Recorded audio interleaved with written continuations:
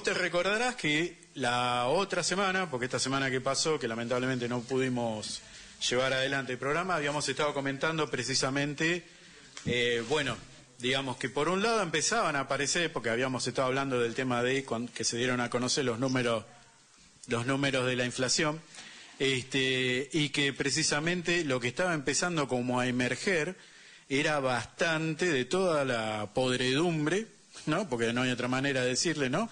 Empiezan a salir todos los curros, las cuestiones, digamos, vinculadas a los negocios que se están haciendo, negocios y otras trifulcas, ¿no? Que se están haciendo usando y amparándose en la estructura estatal y en la discrecionalidad de más de un funcionario que actualmente forma parte de este gobierno. Bueno, muy bien. Sobre eso mencionábamos que, como quien dice, estaban empezando a entrar las balas al gobierno, empezando por el rol que viene llevando adelante Manuel Adorni, jefe de gabinete, anterior vocero, pero que para los hechos concretos viene funcionando como una suerte de vocero del gobierno, pero desde que pasó aquel viaje a Estados Unidos del grueso del gabinete para ir a saludar en la semana argentina ya frente a grandes empresarios estadounidenses, y que saltó el tema de que la mujer de Adorni había ido, bancada por el gobierno, y que después se empezó a saber valores de lo que salió ese viaje, nos costó aquel viaje, empezó a saltar por todos lados, manejos poco claros de su economía personal, familiar, y a partir de eso había empezado toda una operación de esconder a Adorni, de guardar a Adorni, pero que igual de todas maneras lo que está demostrando es cómo funcionaban tramas de la corrupción estatal, que digamos no es novedad, ¿no? No hace falta que hablemos del caso Libra, de lo que pasa en la Andis, de lo que pasa en PAMI, de lo que pasa en un montón de ámbitos. Ya supongo que los y las oyentes están más o menos familiarizados tristemente con eso. Sin embargo, ya habíamos hablado de lo que fue el propio presidente Javier Milei hablando en lo que fue la reunión esta de la AmCham, la Cámara Argentina Norteamericana de Empresarios, de otra manera podríamos decir como el centro de la administración colonial que vienen haciendo básicamente los yanquis aquí, porque básicamente era ir a hablarle a los que son, los ejecutores directos, ¿no?, del poder en la Argentina, por lo menos de estos últimos 3 años, ¿no?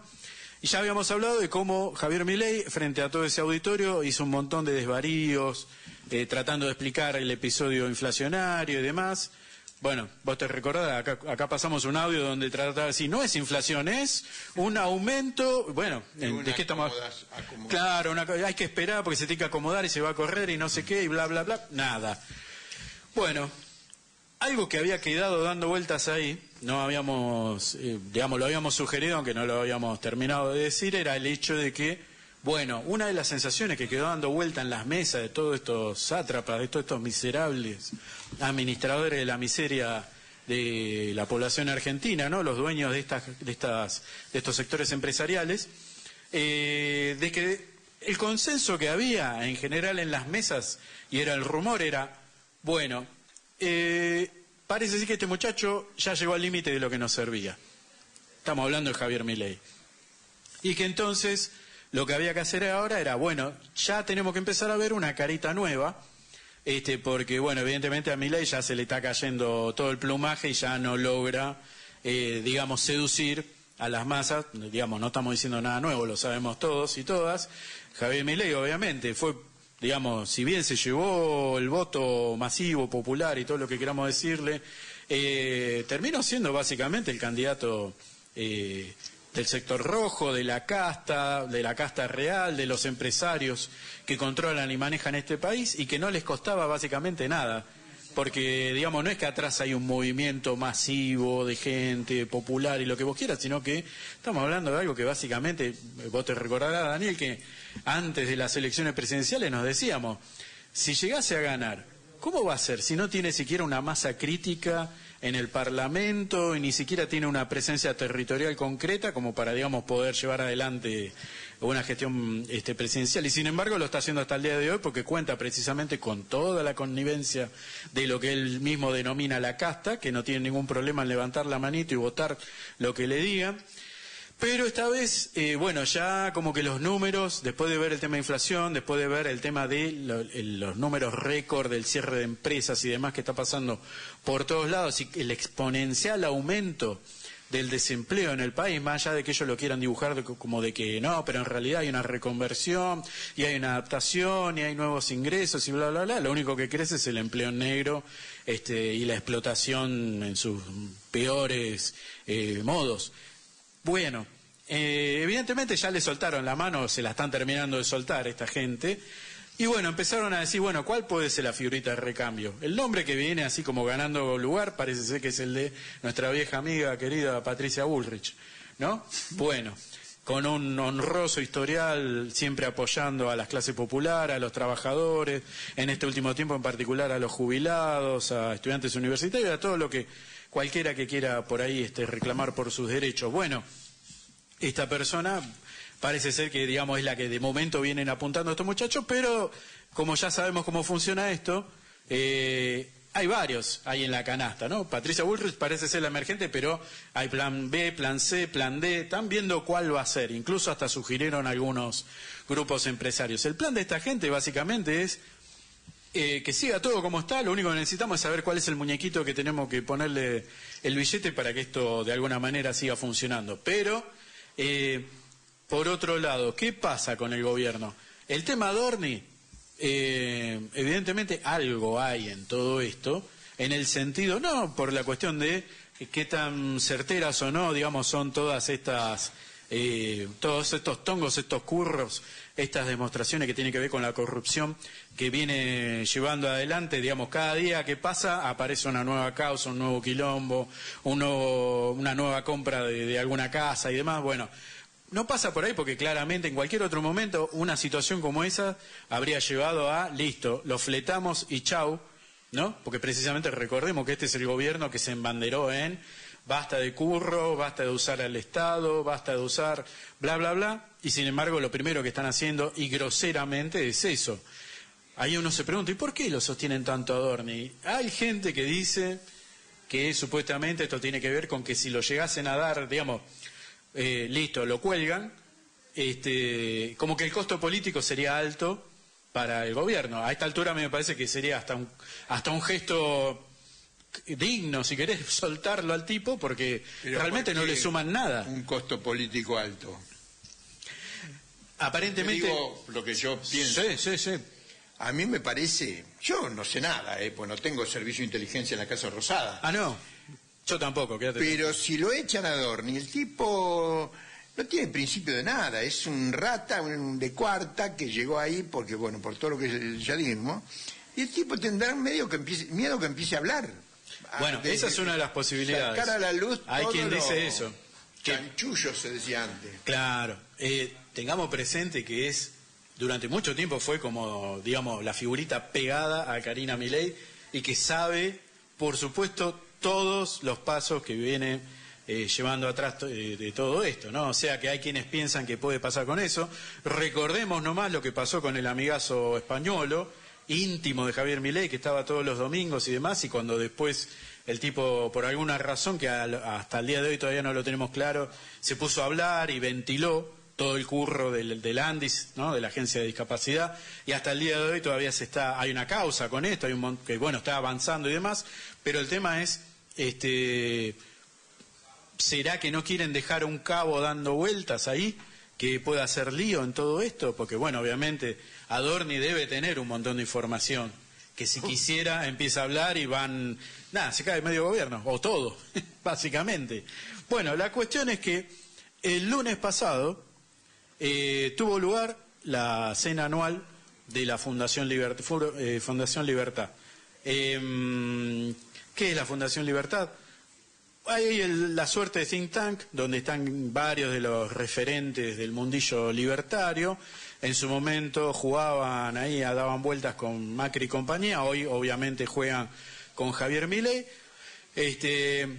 Ahí tenemos gente como Agustín Laje y otros impresentables, ¿no? Estamos hablando de eso. Pero, digamos, ese mismo grupo empresarial grueso que estuvo presente la otra vez ahí en Lanchan, también estuvo en su gran mayoría en esta reunión que tuvo lugar el lunes pasado.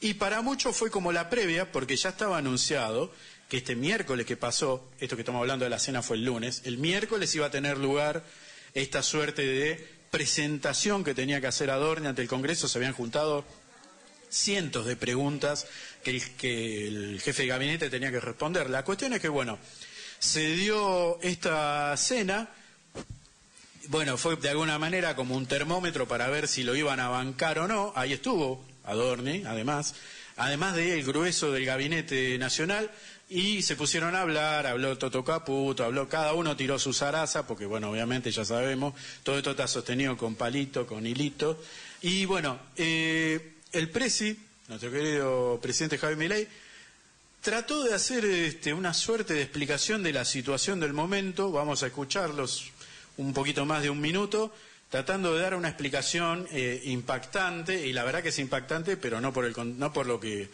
pueda justificar, sino por el modo en que expuso. Lo escuchamos, es un segundito. Esto prueba que también es mentira que se destruyen puestos de trabajo. ¿No les gusta? Bueno, mire, es lo que hay a la luz del entramado legal siniestro que teníamos en esta economía. Y lo otro, que también, digamos, no, los salarios se están desplomando. Mire, los salarios que verdaderamente se están desplomando son los del sector público. ¿Saben quién es el que peor le fue en esta economía en términos reales? A mí, que soy el único que no se modificó el sueldo desde que asumí.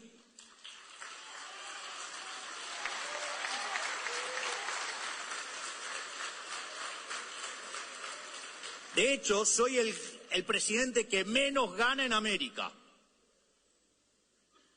Y si alguien hizo el ajuste cayó en el sector público, es decir, pagó la casta. Bueno, como siempre desvarío, aparte, si alguien le prestó atención, ¿qué escuchamos? 1 minuto y medio, habló bastante más, y esto fue constante. No sé si vieron que empezó hablando de una cosa, en el medio se cortó, empezó a hablar de otra, y después terminó haciendo esa alusión a sí mismo, que por otro lado es interesante verlo, porque viene pasando bastante seguido en todos estos días, que él ya no se está viendo simplemente como un presidente y lo expone. Cuando uno lo ve, vos sabés que más o menos por día él está dedicándole entre 4 y 6 horas a retuitear. No, o sea, con lo cual evidentemente le debe medio prestar... como que juega la PlayStation. Claro, está compartiendo información, o sea, uno le pregunta, ¿está mirando, está evaluando, se está reuniendo con sus ministros, con sus asesores, está, digamos, tratando de comprender la situación del país, de la sociedad, la cuestión laboral, educativa, de salud? Hoy, pero no sé si es de ayer, describía a los gobiernos anteriores, sí, tal cual lo que hace este gobierno.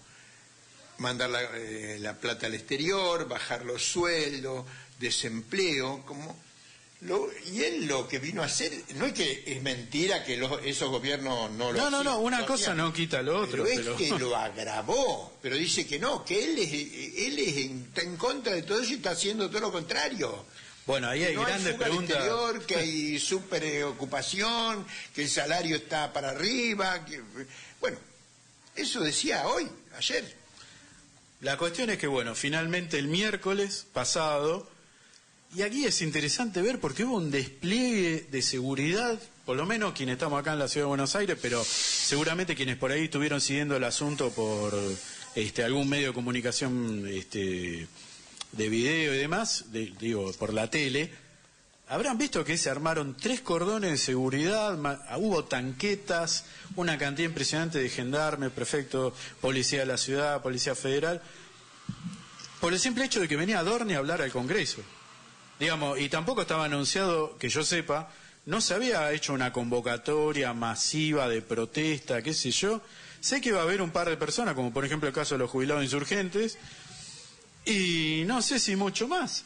Digo, ya sabemos lo desproporcionado que históricamente viene siendo esto, pero en particular por la presencia de Adorni hubo hasta tanquetas. Yo he visto que en la llegada del presidente a la Casa de Gobierno, porque pasó primero por la Casa Rosada y después se fue para el Congreso, porque él iba a bancar a Adorni, bajó custodiado del vehículo blindado presidencial con gente con fusiles en la mano, ¿no? O sea, como si fuese que no sé, estaba por haber algún tipo de asalto, que lo iban a atacar, y viste cuando decís, ¿qué estamos viendo? ¿Cuál es la situación que está viendo este muchacho?